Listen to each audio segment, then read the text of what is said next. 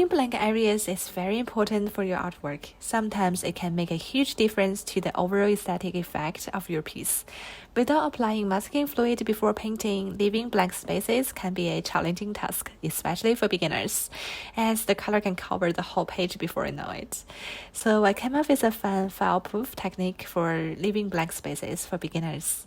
This is a very easy way to paint cute and dreamy flowers. The paint I'm using is Permanent Yellow Light, Quinacridone Red, and a little Ivory Black from Mijello. I only use these three colors for today's painting, and the paper is 100% cotton 300 GSM cold press watercolor paper. The brushes are from Black Velvet and Davinci. Black velvet is perfect for painting smoothly. It also has a fine point at the tip. I use this for painting all of the petals in today's painting. And the Davinci brush is optional. I just use it to paint the center flower dots. I also use a Davinci liner brush for painting dreamy elements in the background.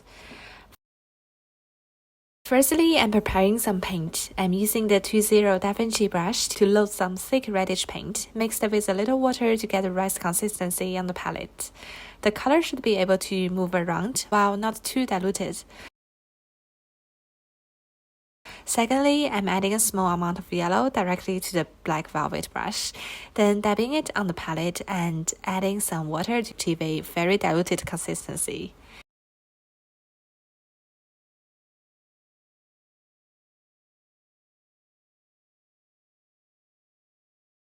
And for the rest of the painting, we can just use these two preloaded brushes separately, dabbing them on the palette when we need it. Now I'm using the Davinci brush to paint some thick dots on the paper.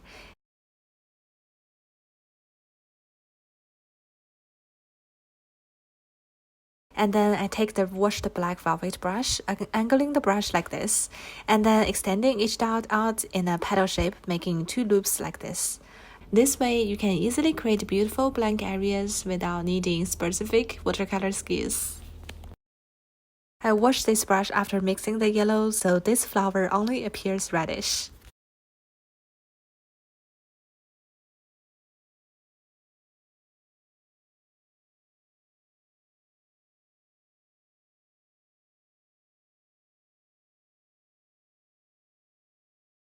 If the center doesn't have enough color, we can add more thick red paint to strengthen the center dots.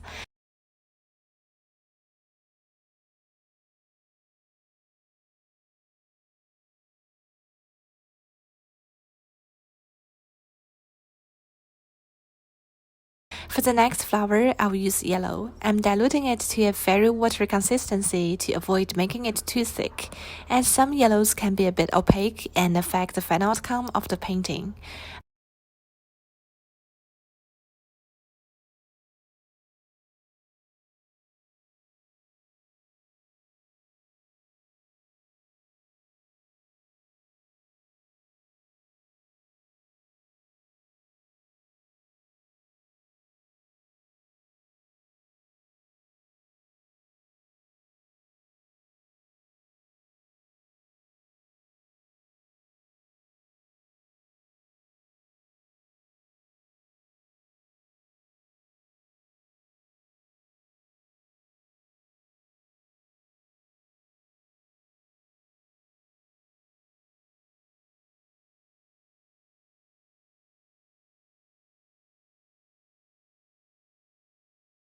After that, we can move it slightly down and paint a smaller flower. Before we start painting each new flower, we need to ensure that the paint on the brushes is at the ideal consistency.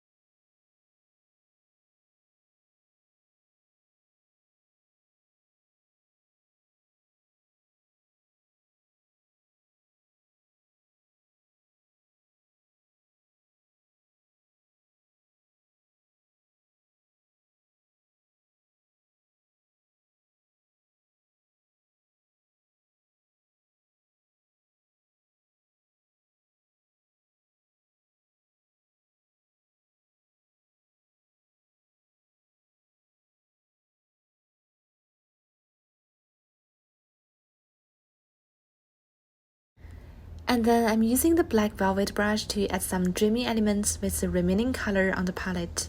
I'm painting some dots and circles.